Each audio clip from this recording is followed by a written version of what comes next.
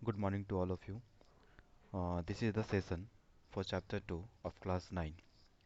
Chapter 2 में आपको various of methods of communications के बारे में पढ़ना है. Various methods of communication. That means कि हम लोग डे टू डे लाइफ में कम्युनिकेशन तो करते हैं बट वो कम्युनिकेशन आपका अलग अलग तरीके से होता है.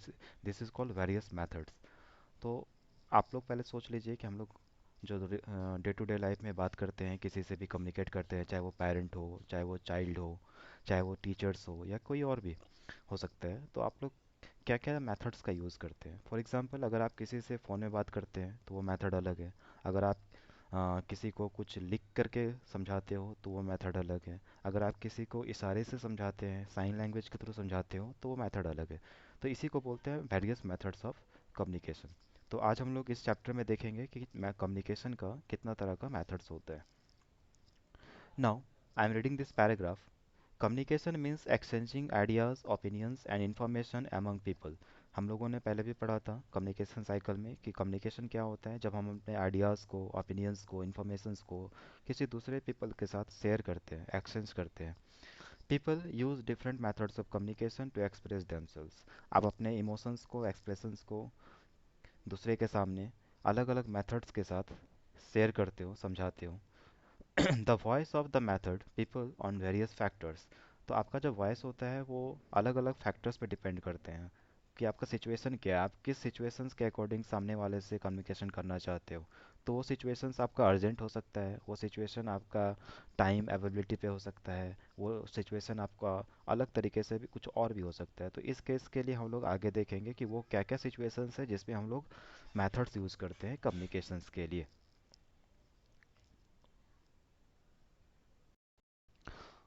Look at here. Methods of communication. This is the topic. There are three methods of communication which we use in our day-to-day life. First is verbal communication, second is non-verbal communication, third is visual communication. ये तीनों हम लोग कभी ना कभी रोज़ अपने life में use करते हैं. तो तीनों क्या है, फर्स्ट ऑफ ऑल हम लोग देखेंगे कि वर्बल कम्युनिकेशन क्या होता है और हम लोग इसमें क्या क्या चीज़ यूज़ करते हैं. तो verbal communication, what is verbal communication? Verbal communication जो होता है बेसिकली वो आपका वर्ड्स और रिटन के थ्रू हो सकता है. जो भी हम लोग वर्बल कम्युनिकेशन करेंगे या तो हम लोग बोल के करते हैं या हम लोग लिख के करते हैं, ये आपका वर्बल में आ जाते हैं. तो first of all this is the definition of verbal communication. A verbal communication involves the use of words in delivering the intended messages. Words are most accurate and powerful tools to express and share ideas. ये ये line आप याद रखोगे. Words are the most accurate and powerful tools to express and share ideas. अगर आप किसी के सामने अपने आइडियाज़ को शेयर करना चाहते हो, एक्सप्रेशन को शेयर करना चाहते हो, तो वर्ड्स आपका एक्यूरेट टूल्स होते हैं जिसके थ्रू आप किसी को कुछ समझा सकते हैं, कम्युनिकेट कर सकते हो. तो वर्बल कम्युनिकेशन करने के लिए आपके पास वर्ड्स का कलेक्शन होना बहुत ही ज़रूरी है. जितना ज़्यादा वर्ड्स का कलेक्शन होगा आप अपने वर्बल कम्युनिकेशन को उतने ज़्यादा इफ़ेक्टिव बना सकोगे. अब हम लोग जो टॉपिक देखेंगे ये आपका होगा वर्बल कम्युनिकेशन का टू पार्ट्स का. पहला आपका हो गया ऑरल, दूसरा आपका है रिटन. यानी कि these are the primary forms of verbal communication. These are the primary forms of verbal communication: oral communication and written communication. Now start the oral communication. What is oral communication? oral communication just हम लोग अपने घर में भी करते हैं, अपने friends के साथ करते हैं, अपने टीचर्स के साथ करते हैं. अभी भी जो मैं आपको बोल रहा हूँ वो oral communication ही है. तो व्हाट इज़ oral communication? आप लोग अपने जूनियर क्लासेस में, बचपन के क्लासेस में टीचर्स के साथ oral communication किए हो, oral एग्ज़ाम दिए थे जिसमें टीचर्स आपको क्वेश्चंस करते हैं, सिर्फ पूछते हैं, आप उसका आंसर देते हो. तो oral communication का क्या फ़ायदा हुआ? इसका एक एडवांटेज ये है कि oral communication बहुत ही फास्ट होता है. उसमें आप तुरंत किसी से कुछ भी पूछ सकते हो और तुरंत किसी का भी आंसर आपके पास तुरंत मिल सकता है. तो दिस इज़ द डेफिनेशन. यह डेफिनेशन को आप नोट डाउन कर लोगे. oral communication क्या होता है? The process of expressing information or ideas through spoken word is known as oral communication. oral communication आपका नेचुरल फॉर्म में होता है जो बहुत ही नेचुरल है और सबसे इजी और नेचुरल होता है oral communication. ऑरल कम्युनिकेशन में आपको तुरंत फीडबैक मिल जाएगा, क्लेरिफिकेशन मिल जाता है कि सामने वाला आपका आपके बात से एग्री है, डिसएग्री है, क्या है, वो आपको तुरंत पता चल जाएगा। अब आता है कौन कौन सा ऐसा पार्ट्स है, कौन कौन सा ऐसा तरीका है जिसके थ्रू हम लोग ऑरल कम्युनिकेशन करते हैं। तो सबसे पहले हम लोग यूज़ करते हैं टेलीफोनिक कन्वर्सेशन। आप जब टेलीफोन में या फ़ोन पे बात करते हो वो आपका ऑरल कम्युनिकेशन होता है। वीडियो कॉन्फ्रेंसिंग, बहुत सारे मीटिंग्स होते हैं, बहुत सारे बातचीत, मल्टीपल पीपल एक साथ कम्युनिकेट करते हैं तो उसको वीडियो कॉन्फ्रेंस बोलते हैं। Voice mail, general conversation, speech, meeting, seminars, group discussion, ये सारे चीज़ जो है ये आपका ओरल कम्युनिकेशन में आ जाते हैं।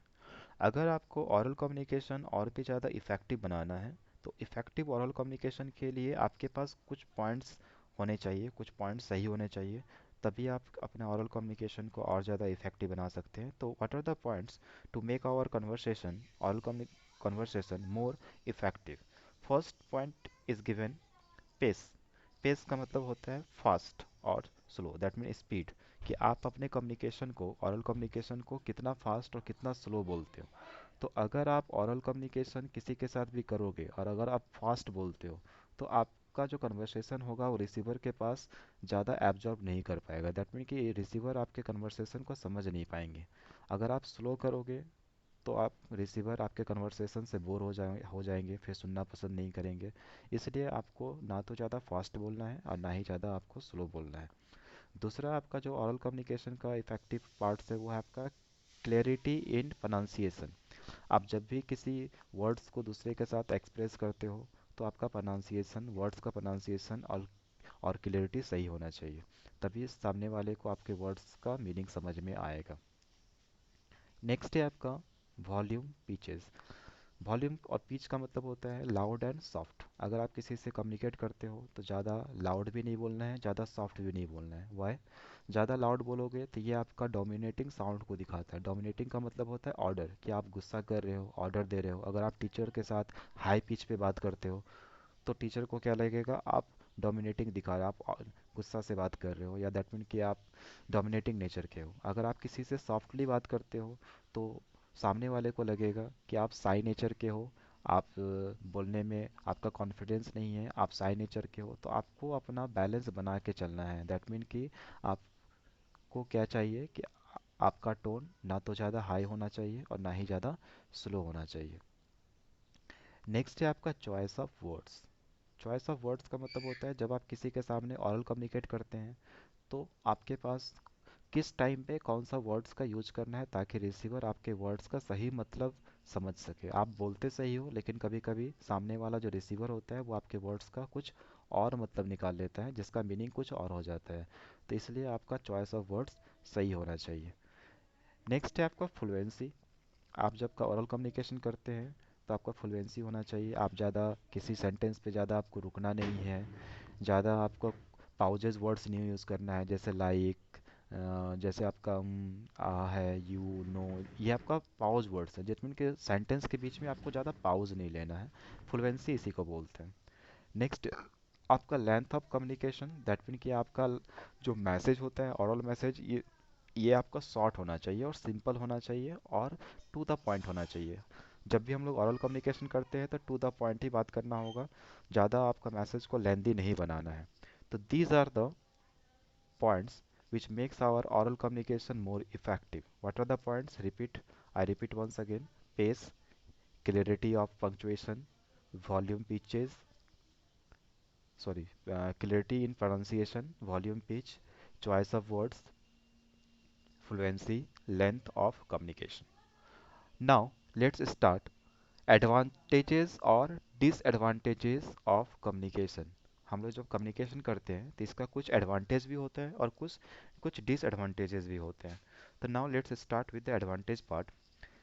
तो ओरल कम्युनिकेशन का एडवांटेज क्या है? तो बहुत सारे एडवांटेज है। आप रियल लाइफ में ओरल कम्युनिकेशन करते हो तो आपको कुछ एडवांटेज होता है तभी आप उसको करते हो। ऐसा तो नहीं है ना, पेरेंट के साथ आप बात कर रहे हो तो आप लिख के दे रहे हो, पेरेंट भी आपको लिख के बात समझा रहे हैं, ऐसा नहीं होता है। हम लोग ओरल ही बात करते हैं। तो इसका एडवांटेज क्या है?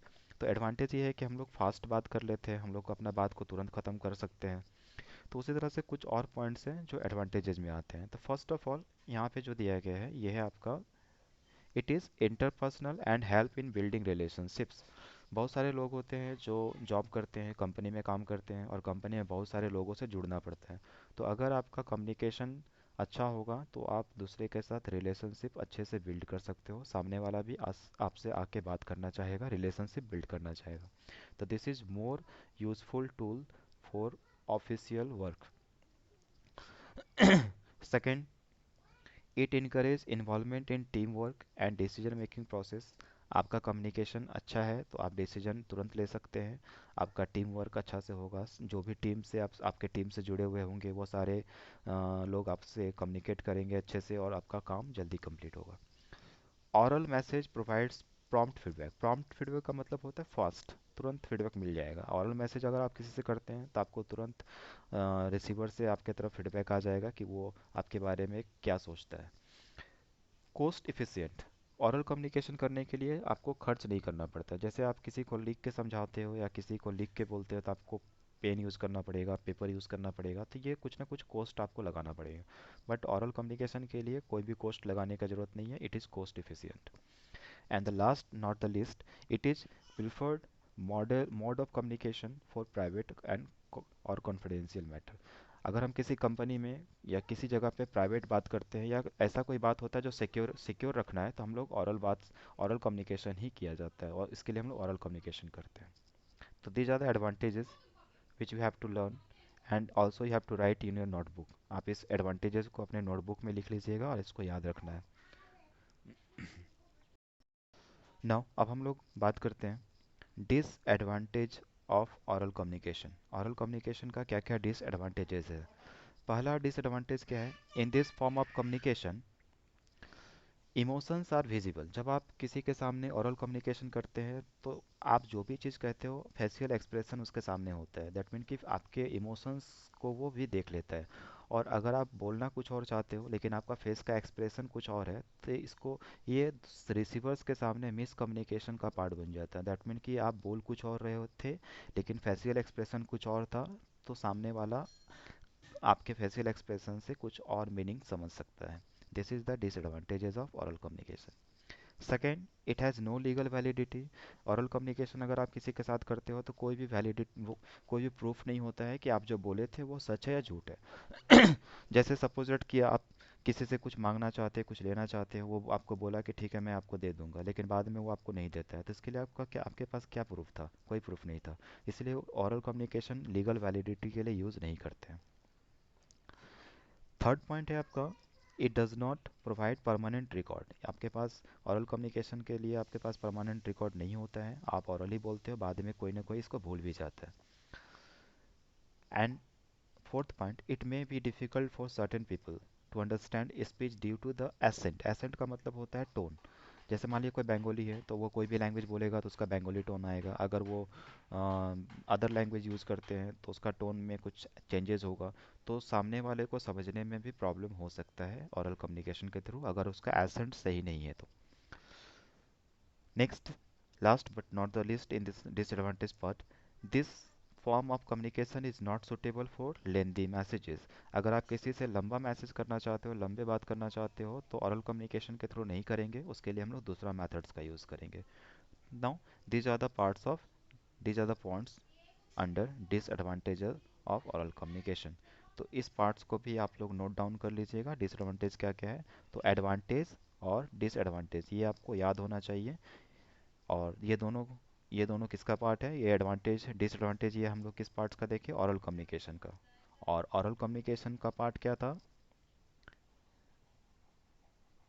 Verbal communication. तो वर्बल कम्युनिकेशन में हम लोग ओरल कम्युनिकेशन पार्ट को कंप्लीट कर चुके हैं। और नेक्स्ट है आपका रिटेन कम्युनिकेशन। रिटेन कम्युनिकेशन के बारे में हम लोग अब देखेंगे। तो अगर आपके माइंड में कुछ डाउट है वर्बल कम्युनिकेशंस को लेकर के तो आप मुझे बोल सकते हो, कमेंट कर सकते हो। अगर नहीं है तो फिर आप इस चैप्टर्स को बढ़िया से रिव्यू करके मैं जो क्वेश्चन दूंगा उस क्वेश्चंस को फिर आप लोगों को बनाना होगा।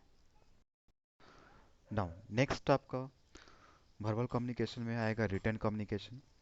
Retain communication, it involves sending messages in the form of written words to convey information. Written communication is most formal form of communication. यानी कि ज़्यादातर हम लोग जो फॉर्मल कम्युनिकेशन करते हैं वो रिटेन के थ्रू करते हैं। आप लोग देखे होंगे जब कोई गवर्नमेंट का कुछ काम होता है या कोई ऑफिस में जब जब आपको कुछ किसी को अपने सीनियर्स को कुछ देना होता है तो आपको लिख करके देना पड़ता है। ऑरली वो कोई भी चीज़ को एक्सेप्ट नहीं करता है। वाई? बिकॉज रिटेन कम्युनिकेशन को फॉर्मल कम्युनिकेशन के पार्ट में रखा गया है। यानी जब भी आपको कुछ लीगली काम करना है तो आपको रिटर्न में देना पड़ता है। तो इसलिए रिटर्न कम्युनिकेशन बहुत ही ज़रूरी है। कौन कौन सा ऐसा पार्ट है जो रिटर्न कम्युनिकेशन में आते हैं? What are the tools which comes under written communication? उसको हम लोग आगे देखेंगे। It is an innovative activity to find of the mind that involve a careful choice of words and their placement in the correct order। जब आप किसी चीज़ को return communication में देते हैं, रिटर्न कम्युनिकेशन करते हैं, तो आपके वर्ड्स का जो प्लेसमेंट होता है वो करेक्ट ऑर्डर में होना चाहिए, ग्रामेटिकली करेक्ट होना चाहिए और वर्ड्स सिंपल होना चाहिए। ये आपका रिटर्न कम्युनिकेशन का एक बेसिक पार्ट हो गया। रिटर्न कम्युनिकेशन में हम लोग क्या क्या चीज़ यूज़ करते हैं? What are the examples for written communication? Letter, report, resume, browser, circulars, memorandums and contract notices. ये आपका लॉन्ग रिटर्न कम्युनिकेशन के लिए होता है, लेकिन आज के डेट में हम लोग बहुत सारा ऐसा चीज़ है जो शॉर्ट कम्युनिकेशन के लिए यूज़ करते हैं रिटर्न में। जैसे for example SMS, messengers like WhatsApp, email, social media, ये सारे शॉर्ट मैसेजेस के लिए यूज़ किया जाता है। तो रिटर्न कम्युनिकेशन आपका लॉन्ग में भी हो सकता है और शॉर्ट में भी हो सकता है। तो आप लोग ये याद रखोगे शॉर्ट में क्या क्या चीज़ यूज़ करते हैं और लॉन्ग में हम लोग किस तरह का टूल्स का यूज़ करते हैं। For effective return communication message should be meaningful, concise and complete. अगर आपको रिटर्न कम्युनिकेशन अगर आपको करना है तो वो मैसेज आपका क्लियर होना चाहिए, मीनिंगफुल होना चाहिए और कंप्लीटेड होना चाहिए। ये एक आपका रिटर्न कम्युनिकेशन का इफेक्टिव मैनर को शो करता है। ऑरल कम्युनिकेशन की तरह ही रिटर्न कम्युनिकेशन का भी कुछ एडवांटेजेस हैं और कुछ डिसएडवांटेजेस हैं। तो पहला एडवांटेज देखिए यहाँ पे क्या लिखा हुआ है। Written communication allows the sender to thoughtful draft clear and comprehensive messages. Written communication के थ्रू हम लोग सेंडर को क्या thoughtful draft clear and comprehensive message, वो मैसेज आपका लीगल होगा, ड्राफ्टफुल होगा। दैट मीन कि आप जो लिखे हैं वो 100% उस पर आपको फॉलो करना है। आप उस बात पे आप उस बात को फॉलो करोगे, या रिटर्न कम्युनिकेशन के थ्रू आप उसको बताते हो किसी भी सामने वाले को। Written content has legal validity. आप किसी को लिख के देते हो, दैट मीन कि वो लीगल हो गया है, उस पर आपको 100% उसको एक्टिव रखना है। It is suitable mode of communication for lengthy messages. अगर आप किसी से लेंदी मैसेज करते हो, this is the suitable mode. Now what are the disadvantages? Written communication requires time for drafting the message. Written communication के लिए आपको time देना होगा, आपको मैसेज पहले लिखना होगा, it will time taken. Return communication में इन्वॉल्व पोस्टेज कॉस्ट। इसमें आपको कुछ कॉस्ट भी इन्वॉल्व हो सकता है, दैट मीन आपको कुछ खर्च करना पड़ सकता है। जैसे मान लीजिए आप किसी को लेटर देते लिखते हो या किसी को मेल लिखते हो, तो मेल लिखने के लिए आपको सिस्टम चाहिए, इंटरनेट का कनेक्शन चाहिए, या फिर आप पेन से लिखते हो तो पेपर चाहिए, पेंसिल चाहिए, पेन चाहिए। आपको पोस्ट करना होगा, पोस्ट के लिए आपको खर्च होगा। तो ये सारा चीज़ रिटर्न कम्युनिकेशन का एक डिसएडवांटेज में आ जाएगा। Next, return message causes feedback and consequently delay in decision making. Return communication में आप किसी से फीडबैक लेते हो तो फीडबैक देने में लेट हो सकता है फीडबैक ना भी दे, या हो सकता है फीडबैक आपको लेट से मिले। तो ये सारा डिसएडवांटेज आपका रिटर्न कम्युनिकेशन का है। तो these are the advantages and disadvantage of written communication. And please write it down all the definitions of written communication and oral communication. Definitions लिख लीजिएगा, और एडवांटेज क्या है, डिसएडवांटेजेस क्या क्या है, प्लस उसका एग्जांपल्स। तो ये सारे चीज़ में अगर आप लोगों को कुछ दिक्कत होगा तो आप लोग मुझे कमेंट कर सकते हैं। नेक्स्ट हम लोग जो स्टार्ट करेंगे वो हम लोग अगला पार्ट स्टार्ट करेंगे non verbal communication. Thank you.